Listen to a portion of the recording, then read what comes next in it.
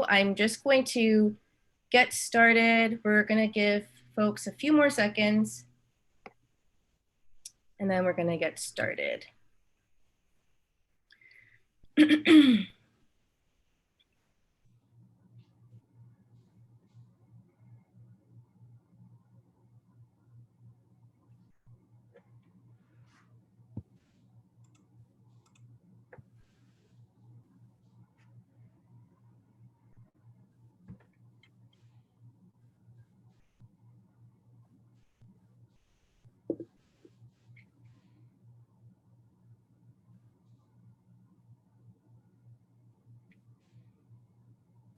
All right.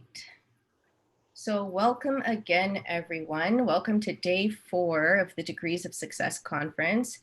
Thank you all for joining us. Thank you to those of you that are just joining us. Thank you to those of you who have been with us since day 1. We're very happy that you're here joining us, and we're excited to have you. So today's panel discussion, as I mentioned briefly before, we're going to get to know some of the people that work for Lotus STEMM. So we're the organization putting on the conference for you this week. And before we get into our panel discussion, I of course want to start with land acknowledgements. And first, we would like to begin by acknowledging the land on which we gather and on which the region of Peel operates is part of the treaty lands and territory of the Mississaugas of the Credit. For thousands of years, Indigenous peoples have inhabited and cared for this land. In particular, we acknowledge the territory of the Anishinaabe, Huron-Wendat, Haudenosaunee, Ojibwe, and Chippewa peoples. It is the land home to the Métis, and most recently, the territory of the Mississaugas of the Credit First Nation, who are direct descendants of the Mississaugas of the Credit. We are grateful to have the opportunity to work on this land, and by doing so, give our respect to its first inhabitants. We should continue as settlers living in this land with First Nations and Métis communities to continue stewardship over the land, the water, and the environment as a whole. I am sure it has been brought home to many of us how important the land and water are during this pandemic. We are missing our parks and are being asked to wash our hands to maintain good hygiene. We are fortunate to have this water at our disposal, but with this disposability comes responsibility and stewardship. Like the Mississaugas and allied nations who have been and still do take care of these waters, we too owe the water the same. We are sustained by clean water, so let us sustain it as well. Additionally, we are joined by many people today from across Canada and globally. We wish to acknowledge the global pan-Indigenous communities on whose territories our international attendees are located. We hope our attendees take this opportunity to reflect on their own connection to their respective lands and the Indigenous communities with whom they share the land. All right. So that was our welcome and land acknowledgement. And before we get into our esteemed speakers, first what I'd like to do, since we're talking a little bit about the folks that work for Lotus STEMM, I'm going to share with you first a little bit about Lotus STEMM. So you've been taking part in a lot of fun activities, but what is it exactly, who we are and what we do? So Lotus STEMM is a nonprofit organization that provides a networking and leadership platform for South Asian girls and women in science, technology, engineering, math, and medicine. And we've got 3 objectives in order to help us achieve this goal. So our first objective is to increase STEM outreach with the South Asian community through hands-on activities, careers outreach, and equitable parenting workshops. So an example of STEM outreach would be the Degrees of Success Conference that you guys are a part of right now. Secondly, we look to promote networking and leadership opportunities for South Asian women already in STEM fields by offering free workshops and webinars. And lastly, we seek to perform research to better understand, first, what influences South Asian women's career choices, and secondly, South Asian women's health concerns. So who are our esteemed speakers today? So we are joined by 4 speakers, and each of them work in one capacity or another with Lotus STEM. So firstly, I'm going to introduce Miriam Raza. Miriam is a professor and program coordinator at the Conestoga College for the Administrative Business Management Graduate Certificate, the Office Administration Executive Diploma, and General Certificate programs. Before she became an educator, Miriam worked with the Toronto Dominion Bank in the GTA and in Singapore before moving to India and joining Estee Lauder, so MAC Cosmetics. She continued working for MAC Cosmetics in Dubai before joining Thomson Reuters in the Middle East, where she supported various executive leaders. So in terms of education, Miriam holds a BCom in Information Technology from Ryerson University, a graduate certificate in HR from Sheridan College, and a master's in education in curriculum studies and instructional design from the University of New Brunswick. So her graduate research focused on the effects of parental pressure on the educational choices of second-generation South Asian women in Ontario. And currently, Miriam is pursuing her PhD at the University of Western Ontario in educational leadership. And we are also joined by Priya Iyer. So Priya completed her Bachelor of Science in Genetics and Master in Public Health. Over the course of her career journey, Priya worked as a research assistant in home care and as an analyst at a provincial government agency in home and community dialysis. Priya continued her education and transitioned slightly, completing a fellowship in global journalism at the Monk School of Global Affairs at U of T in 2019. Currently, Priya is a freelance writer, and she's currently finding her niche by joining her 2 passions, journalism and public health. And fun fact, this winter, she traveled to Africa with a Canadian NGO to meet, interview, and gather impact stories from beneficiaries to demonstrate the impact of donor funding. Our next esteemed speaker is Shefali Chaudhry.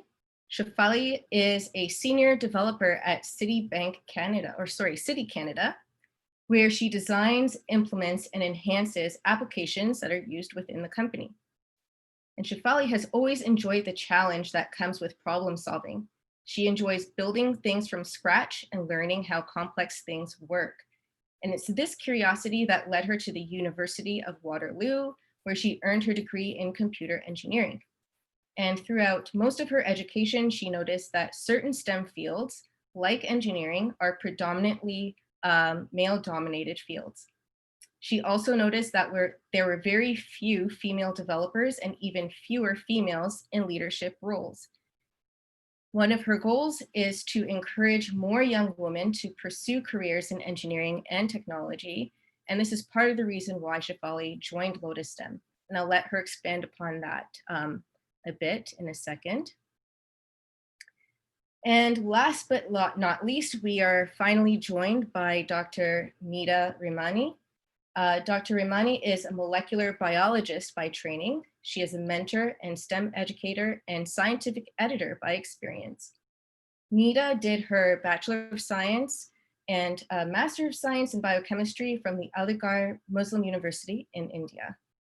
Her passion for higher education led her to pursue a PhD in molecular biology at AMU. And it was during her PhD that Dr. Rimani was selected for the 21st Century Obama Singh Knowledge Initiative STEM ER Dual Degree Fellowship. And this led her to the Ohio State University in the United States. And there she expanded her research and completed her Master's of Education, where she specialized in STEM education and research. After graduation, Meeta became affiliated with the New York Academy for Sciences as a mentor and ambassador. Finally, she also mentors with the Muslim Youth for Positive Impact program and serves as a STEM Advocacy Institute Fellow. And with that, we will get to the question and answering. So at any point, if any of the attendees or anyone in the audience has a question, please be sure to drop it in the description box. And we're gonna get started with our first question. A lot of you are still in elementary school. Some of you are in high school or just about to start high school. And for our panelists, my first question for you was, during high school, what were your career goals? And did you end up in a career that aligned with your career goals when you were in high school? Or did it change over the course of your career journey? So why don't we start with Miriam? High school was a million years ago for me. I didn't know what I wanted to do in high school. And no, what I do now probably isn't anything like what I thought I was going to do. So I took a really long time to figure out what I wanted to do. And as a result, went back to school after I had kids. So it's actually something I wish that I had a better idea. And I wish I had spoken to more, women who were in various careers or various industries and had just gotten more information at that time. When I was growing up, there was not a lot of there wasn't a lot of South Asian people in my school, especially elementary and junior high school. I didn't really meet a lot of South Asian people until I went to high school. And I definitely didn't meet anyone such as, the amazing people on this panel at all. So I didn't really know what I wanted to do for a very, very long time. Okay. Yeah, that happens sometimes where you have an idea of what you want to be in high school and where you end up later in life is completely different. Yeah. Priya, what about you? What was the experience like for you? So I think similar to Miriam, I also, I had a very vague idea of what I wanted to be, and it had something to do with being in medicine or being in health. And I think part of it was my parents were, keen on me going into that field. But to me, it was very vague. And I really, again, I didn't really think much about it. I liked science. I really enjoyed biology and genetics. And that's partly why I did my undergrad in genetics. And I mean, I do think that, ideally, I think what I'd always wanted, like a sense of what I wanted to do was work with people and kind of like help people. I was very idealistic even as a kid. And ultimately, I do think now that I'm in a sector that allows me to do that. And so in some ways, I do think it is aligned with a general sense of what I wanted to do, but specifically, I didn't have any idea in high school. And I was also, and similarly, I went to a very sort of white school. So I didn't see a lot of South Asians either, even as like with teachers. And I was also bullied a lot in elementary school. And so I think part of that led me to being kind of always keeping my head down and like attracting very little attention when I went through school. And I think that, that was something that I had to overcome going into university and master's. And Shefali, did you always want to be an engineer? So no, I think when I was growing up, I wanted to be a teacher, and I really like dallied between different careers. By the time I got into high school, the whole teacher thing was dropped. And I don't think I really had a career in mind at that point. And I remember we had like a social science class where we had to answer a bunch of questions, and it would give you like a career path that would be good for you or an ideal career path for you. And I think I remember getting either like a teacher or computer science. And I was like, okay, seems to be something there. And it also helped that we have a lot of engineers in our family. We also have a lot of people in science as well in the family, but engineer seemed to be more popular. So yeah, I don't think I knew until I was graduating what my career was going to be. So for our attendees, why don't you put in the chat what it is you want to do, or what you think you want to do by the time you get to university, or what you want to do for a career. Nita, what was your experience? Did you end up in the career that you always envisioned for yourself? I remember in high school there was a culture of filling slam books, or those were kind of funny books where you wrote your hobbies and interests. So as I go down the memory lane, I remember. So I grew up in a culture where there were certain stereotypes related to gender. So it was like, if it's a girl, she's likely, or she should go to medicine and biology, and that girls are not that good at maths or computing or coding, and they should not, their boys should become engineers. Or maybe that had to do with economic aspects, because like growing up I saw a culture where women didn't earn much, they were not seen as breadwinners, so they were likely to go to a more of like kind of a long field academic culture. But the boys used to, they needed to graduate fast and earn money and then get married.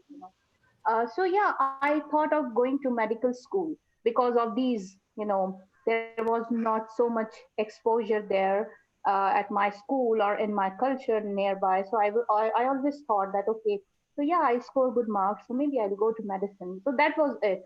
I eventually became a doctor, but not the doctor that people in my culture thought I would. So yeah, that eventually changed because of my learning and my interest. But it was not, that was on the books. Yeah.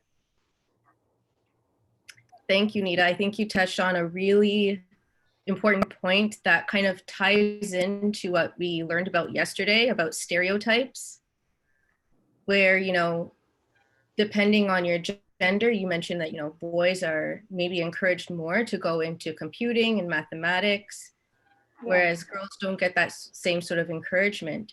Having said that, I'm going to bring my next question to Shefali. You are in a field which is stereotypically a very male-dominated field. And as a woman in engineering and a South Asian woman in engineering, what are some of the obstacles and challenges that you've encountered being an engineer? So there's a lot of people in the chat. We have aerospace engineer here. Harleen says biomedical engineer. Bianca and Daniela say engineer or scientist. So we have a lot of folks in the chat who are interested in engineering or science. And what are some of the obstacles you've faced, and what are some of the things you've done to overcome them in engineering? So as you mentioned, it is a very male dominant career path. And that is something I guess you'll have to get comfortable with. You'll always, as a woman in that field, you always have to kind of work a little harder. Show yourself, put yourself out there, ask those questions, even if it sounds like a stupid question, just ask those questions to kind of get that you are trying to understand every part of whatever you're working on the project or the assignment, as it is. There are definitely obstacles as a woman, just as there is a stereotype as employers will think for women, and they may pass them over for promotional positions, and it's just to do with breaking that stereotype, and you have to put in that hard work, and you have to be not afraid to do that. I'm still working on breaking those and overcoming these obstacles. So yeah, thanks, Shefali. I would say for myself, so I have a PhD in molecular biology, And even though I'm not South Asian, as a Black woman, I've encountered a lot of discrimination and a lot of stereotypes myself in STEM. And, you know, what you were saying, Shafali, about, you know, pushing through and breaking barriers and breaking stereotypes, sometimes it is a lot for, it's a lot of responsibility that is carried on your shoulders. But as I think as people of color in fields that are dominated by folks that don't look like us, it is very important that we persist, and resilience is the word that comes to mind. So for other esteemed speakers, Priya, Miriam, or Nita, any of you can chime in here. Were there any obstacles or discrimination that you faced while you were in school? Priya, you mentioned that you were bullied in school a lot. How did you overcome that? Like, what did you do to kind of like persevere in face of bullying? And did you encounter that in university too? Sorry? And did you also encounter that in university also? No, I mean, university was a very different, I thought much kinder, safer space for me personally. So I think university and like just being able to, so I went away to university. So, you know, during school, I think my parents were very sort of people that I leaned on my parents and as a way to kind of overcome, you know, some of the bullying. But I think it was in university when I was exposed to, you know, different kinds of people and, you know, different like classes that really enabled me to kind of be more understanding of what is out there. Because often, you know, in high school, it might feel like this is the only future, right? But then you kind of go into university and you're like, oh, you see so many different people and you see people doing different things and interested in different things. And I think it's really, you know, really opens your horizons in a way. But I think so I will say that compared to my undergrad degree versus my master's degree, there was a very big difference in the gender breakdown. So when I was in genetics, so I specialize in genetics at McMaster University, there was actually more males, I would say, than there were females in the program. And this was a direct contrast to when I went into my public health degree, because there, you know, there was actually two males in my class of 30. So it's always been interesting to me, the kinds of sort of, you know, the kinds of choices different people make and, you know, why that gender breakdown exists. Like, why are there, you know, there are more women in public health than I would say maybe in a more sort of hard science. And I wonder why that is. So it's something that I've experienced. I wouldn't say that I've necessarily, you know, faced barriers as a result of that, and because perhaps public health is very sort of female. There's a lot of females there, so maybe that's why I haven't experienced it. But I always wonder like why that exists, that difference. Thank you. There's actually a question in the chat here from Janice. She has a question for Nita. She asks, do you think that the stereotypes helped you choose a certain career, or would you have wanted to explore more? That's an interesting question. Thanks for asking that. Well, actually, it didn't force me to choose biology as my major. Like I did biochemistry major in undergrad. Although I was, you know, pressurized by, you know, my culture. People used to say, "Oh, you have good marks. You know, you have a good record of scoring good marks in science and biology in high school. Why don't you go and drop a year?" So for India, it's very common after you do high school to drop a year or two for preparation for medicine. But I did not succumb to that. But yes, I did break a stereotype, although I aligned with biology because that was my interest as well. I was not a maths or, you know, computer person. But yeah, in in my culture, it was a town full of Muslims and low economic town. You know, not that developed town, I would say. It's not what it was not a suburb or something like that. So I did break those stereotypes of, you know, that women cannot, that women just study, you know, for getting married. I went to Ohio State after getting married, and I'm still working and contributing even after I have a toddler at home. So those stereotypes were very difficult to break for me because there is no real role model in my own culture, especially back home. It was a town, small town. Women got married. They didn't used to do work, or I did not see, many of my uncles or sorry, aunts or sisters or cousins, those who were women. Even after pursuing a degree, I did not see them, doing such stuff, contributing to society or science in general. So yeah, I stuck to biology, but I did manage to break stereotypes by continuing my education, going alone to a foreign country after getting married, and then pursuing my education even after having a baby. Thank you, Nita. Hopefully that answers your question, Janice. Miriam, I saw you nodding there. Do you want to weigh in a bit? Do you have a similar experience? Yeah, I did. Similar in the sense that just not seeing someone as an example. I'm actually the first woman in my family to finish high school, so not having a mom or a grandmother or aunt who could, advise about, further studies or higher studies. And furthermore, speaking to some of the things that you've said about gender bias, I have an older brother who was being groomed from an early age to become a doctor. And that was really the only focus in my whole life. That if you said to me, what was one thing that your family talked about? And it was making my brother a doctor, and that was it. And he's a doctor today. But there was never any other discussion, really.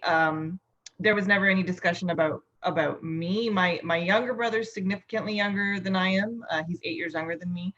And so really all the emotional, physical, material resources were pooled to, like Nida said, make the boy do something or accomplish something. And there was really very little attention on my education. And I did somehow, somewhere start to believe that that was okay. I did start to believe that I shouldn't aim so high, and I should just do something, and I'd probably get married and someone else would take care of me, and those types of things started to very much really begin to be the basis of how I thought about myself, particularly through high school, I would say. And then it wasn't until, I would say, years later that I just woke up one day and I was like, what do I want for myself? And what am I capable of doing? And I really asked myself all those questions that I should have asked myself probably when I was 12 or 13. That is a really great perspective. Thank you for sharing that.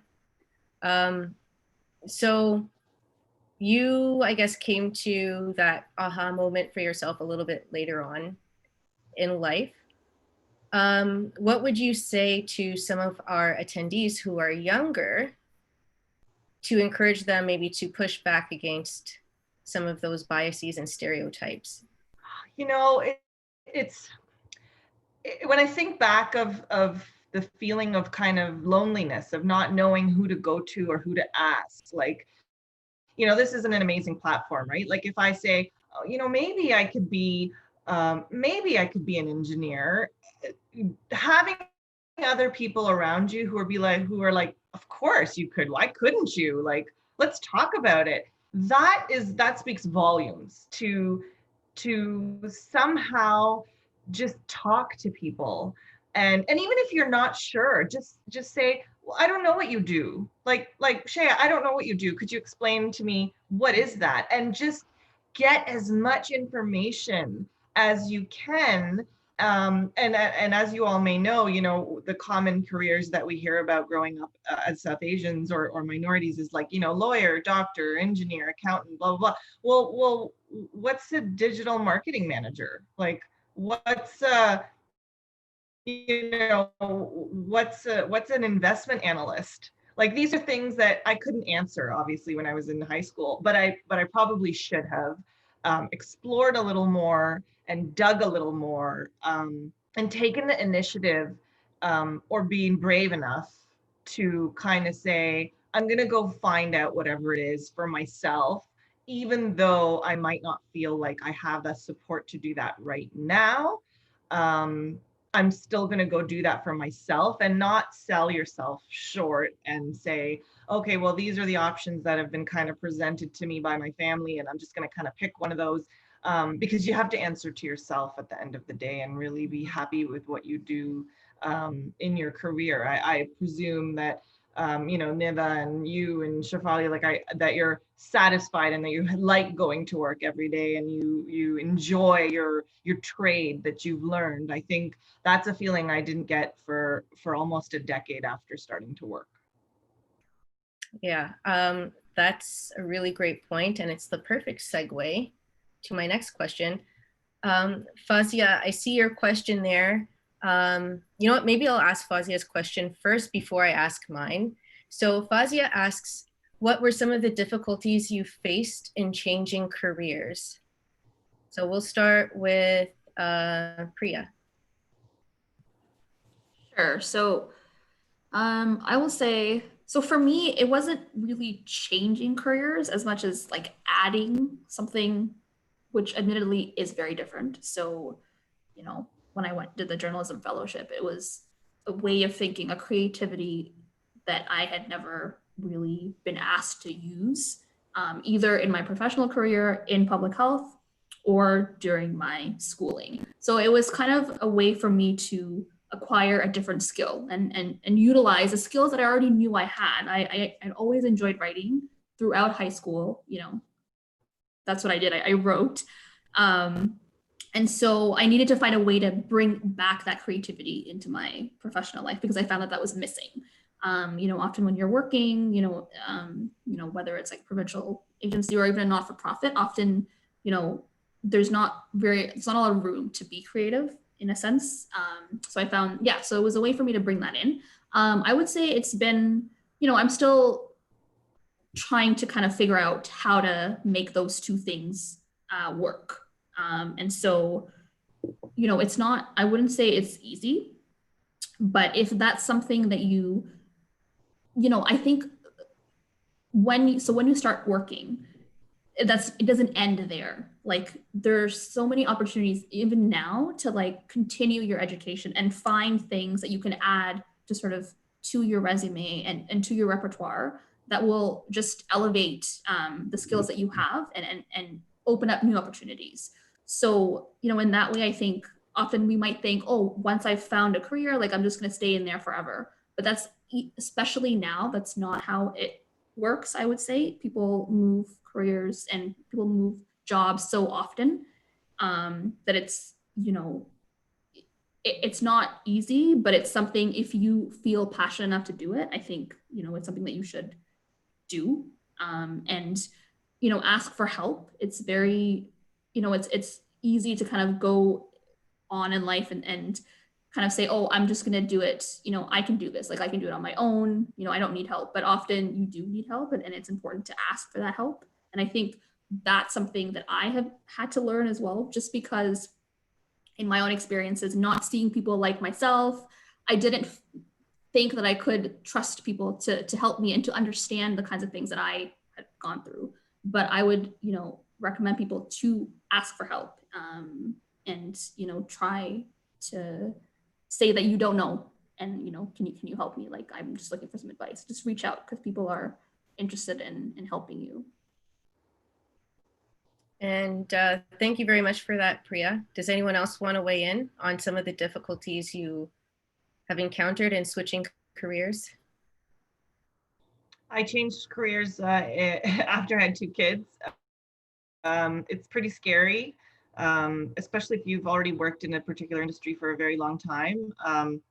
You might not get a lot of support. A lot of people might ask you why or dissuade you because, you know, why do you want to shake up things? Why do you want to? Also, there's this connotation, I think, in South Asian culture of changing your mind giving up or switching. Like it's almost like you have to, whatever you do, it's like full speed ahead. You have to do it. You can't change your mind essentially. And so yeah, a lot of questions, a lot of, oh, but you've got 2 kids. Is this the right time? Are you sure?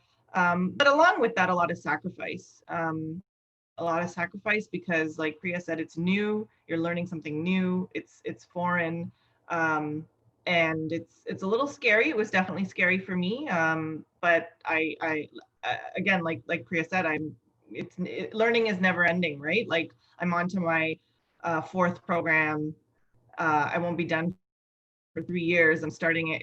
It's just like a lifelong journey, I think. And I don't think that we should look at a career change or a career diversion as, oh, I made a mistake and I picked this and now I'm going to pick something else. I think there's ways to build from one to another. And you just, think of it like you're just piling books on top of each other.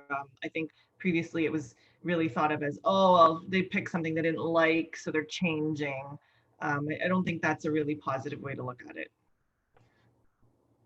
And I think I'll also add, Priya also touched on this as well. If there's something else that interests you and you want to switch careers, first of all, hats off to you. It is a very brave thing to do, to switch into something where you may not have the most experience.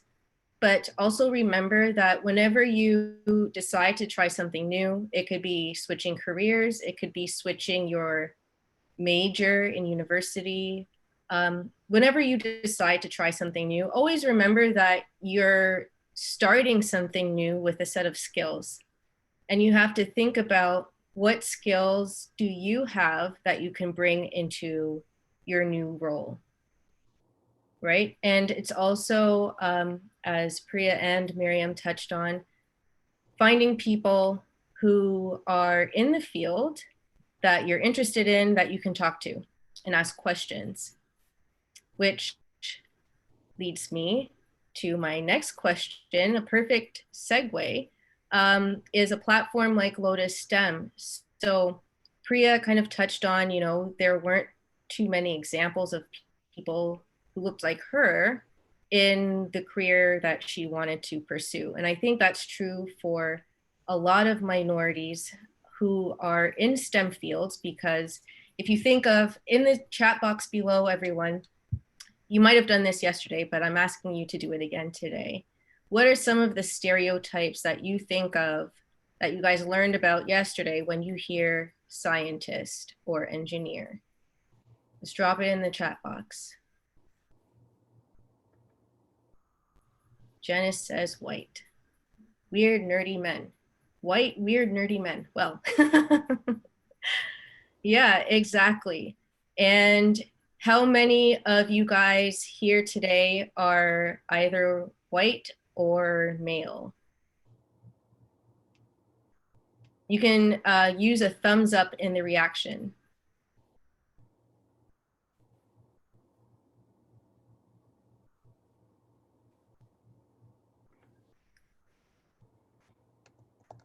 Right, so not many of us are white here. And I would say a good number of us are perhaps not male identifying. We might be more female identifying, many of us here. So there's a saying in equity and diversity, women who don't get married, that's a good point also, Miriam. There's a saying in equity and diversity and inclusion that you can't be what you don't see. So if you don't see examples of yourself being represented in the career choice that you're interested in, you might never feel that that's an option for you, right? So that's one of the great things about Lotus STEMM for the South Asian community, is it provides a platform of mostly women, South Asian women, who are in STEM fields, and it provides a networking and leadership opportunity for attendees like you to connect with other people who are in fields that you might be interested in. So I'm going to ask our panelists to kind of just touch on and describe some of the programs that you're in charge of leading with Lotus STEM. And I'll start with Shefali. Sure. So I am involved with the mentorship program, which I think is a great way for young women to even just connect with other women who are in the field that they're interested in.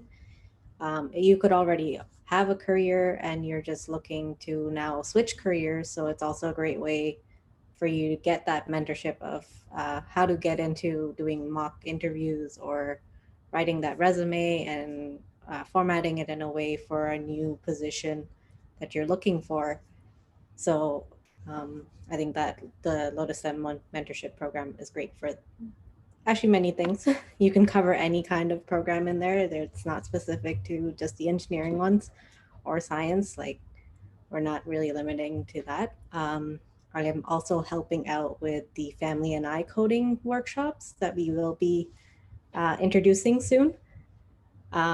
And those are a way for the family to get together and work on coding projects and to kind of start young women at a younger age to get that experience in coding, what it's like, what kind of things they can produce, and just a fun way to get the family to do something together as well. So, and I'm also on the board of directors. I guess I should mention that. So just overall helping with the Lotus STEM program itself. Yeah. How many of the attendees here took part in the Family and I Code Together workshop on Monday? It was pretty fun. Sadia gives a thumbs up. Glad you were joining us, Sadia. Nita, do you want to share with everyone what program you're involved in Lotus STEM? Yeah, sure.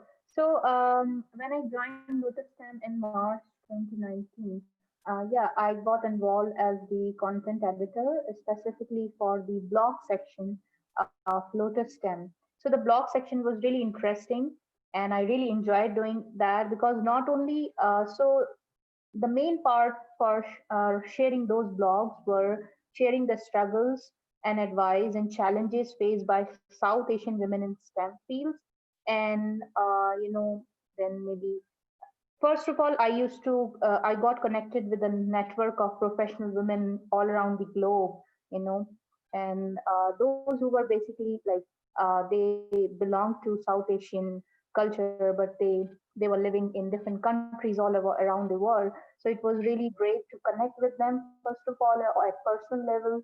And when I used to, read those stories, it used to echo a lot of, it used to solve a lot of questions for me as well, and specifically for the younger generation in STEM, right? And the first blog was written by me, my challenges and struggles as a South Asian woman in STEM, and the feedback I received was very encouraging for me. So that was a great start to continue that. So I did that for a year, and up till this year, till June, I guess. And then I recently transitioned into the role of lead researcher, and I'm involved with guiding a team of research students in Quebec. They're working on a bill called Bill 21 project that prohibited religious head covering. So they are researching on how that is impacting health physicians. Uh, Bill 21 project. So that is really interesting to investigate and highlight the importance of religious discrimination to minorities outside. And also we did, along with Rupali, I wrote co-op project for Ryerson University students because of COVID-19, they were impacted. So we gave them a project in which they will study the impact of telemedicine in their own culture, especially for senior citizens, and how that has impacted them. So yeah, I'm using those skills from my research training now to Lotus STEM. Awesome. Very cool. I'm very much looking forward to learning about the research that comes out of or the findings that come out of your research, Nita. Yeah, same here. Yeah. Priya, what about you? Sure. So Lotus STEM? Yeah, so joined in September of 2019, and what I've been doing is helping with the social media campaigns, as well as doing some content writing. So writing about some of the issues that that impact South Asian women in STEM. So most recently, I wrote about some of the issues in terms of women,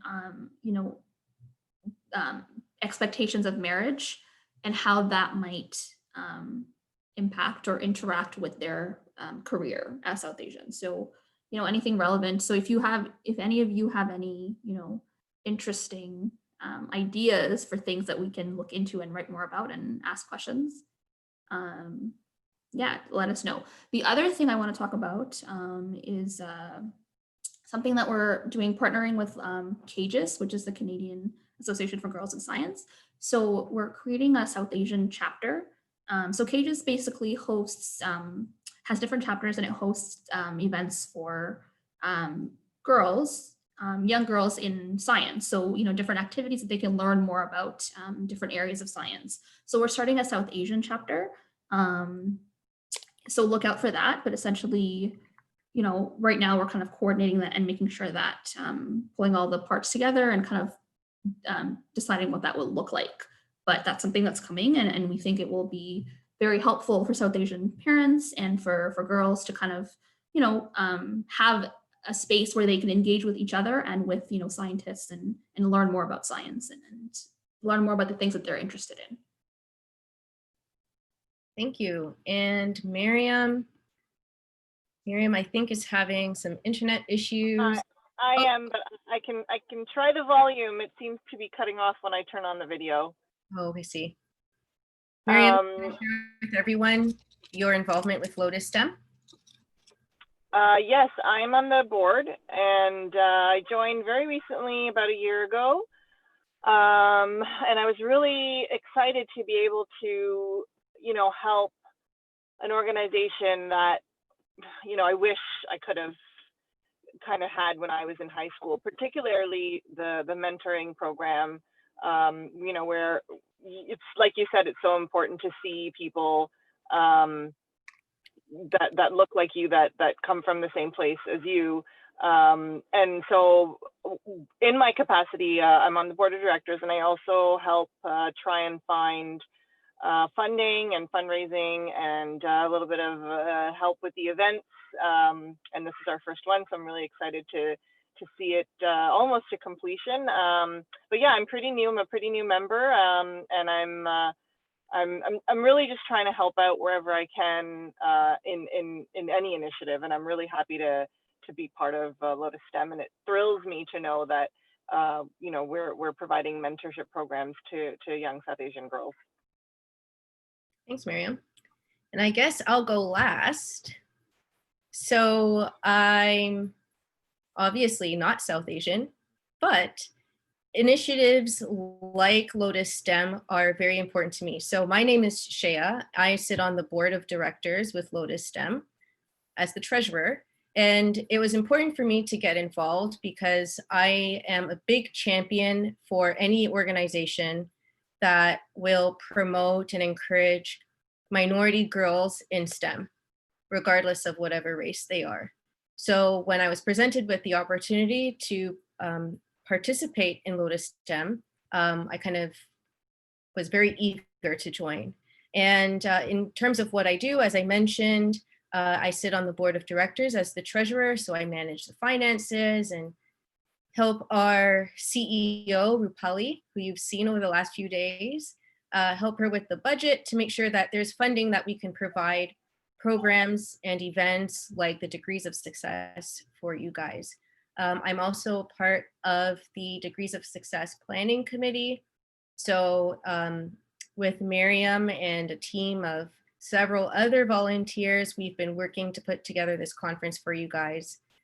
So yes, that's sort of what we do. We have so many more programs that we are able to offer you that we haven't touched upon here. So if we have time for maybe 5 minutes of questions, before you go, I would encourage you all to check out our website, Lotus STEM, that's STEM with 2 M's.org. Rupali, do you want to put it in the chat box? Check out our website and you'll see a full description of all the programs that we have going on that we can offer you guys. Thank you, Rupali. Were there any other questions for our speakers today?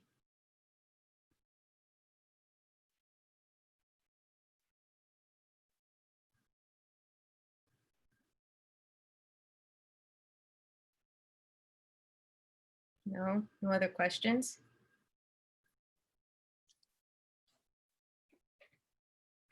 All right. In that case, we will use these last 5 minutes. Oh, Rupali joins us. Hello. I do.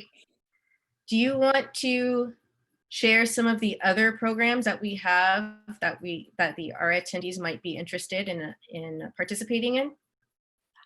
Sure. So most of our main programs have been already talked about. We have our coding one, very similar to what we did on Monday, but we're going to do coding with a few different languages. Kyrgyz is the ones that did the outreach activity today. So we're starting our chapter with them, and it'll be mostly online because we're kind of still in a pandemic and we can't have really big gatherings just yet. So we're going to do a lot of stuff online for that. Our mentorship program the second round is starting in August. So that's up and coming. In terms of other things and how you can get involved, if you want to volunteer with Lotus STEM, one of the things you can do is become a volunteer for our Kyrgyz chapter. And I'll drop the link in the chat box as well.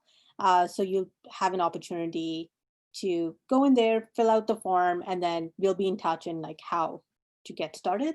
And for those who are interested in joining us as members, I'll also leave that link in the chat box so that you can go and become members for it.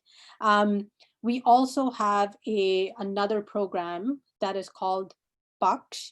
It is a mental health support group for international graduate students. That is a closed program right now, so we're not inviting more people to it. And then once a month on Sundays, we have kind of like a science club. It's called The Pond because that's where lotuses grow. So we look at different media. So we could watch a YouTube video and then come and discuss it, or we may read a book chapter and come and discuss it. And sometimes we just come and talk about fun science stuff that we have learned about. And that is open to everyone. So you can go on our website under groups, you can join The Pond and you'll get notified when that gets started. And being cognizant that we have only 3 minutes left, I am going to start the poll for feedback and also invite you to come back tomorrow because our panel tomorrow is very diverse.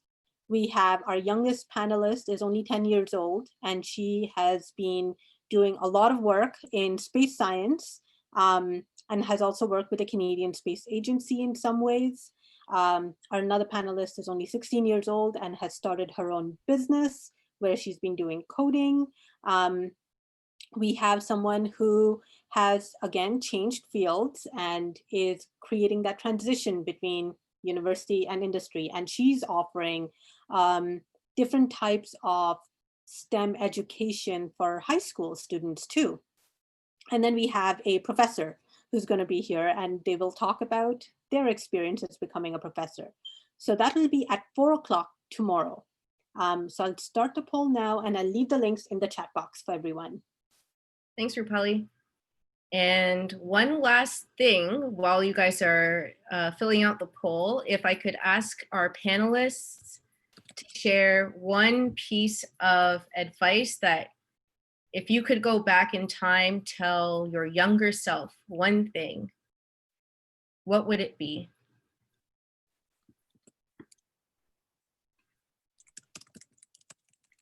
Anyone can chime in here. We'll start with Shefali. Sure, okay. I guess My advice to my younger self would be to try something new. Like try something new, even if you're uncomfortable with it. Take that risk, try it. You never know, you might like it. I sometimes wish I had done that, but that's okay. I don't regret where I am right now. I'm happy. So yeah, so that would be something I would say. Nita? I would, oh, sorry. Oh, sorry, Priya, go ahead. I was just gonna chime in. I would say to be okay asking for things, whether that be asking for help, asking for more information, just be okay, like making noise, you know, if that's, yeah, asking. Nita?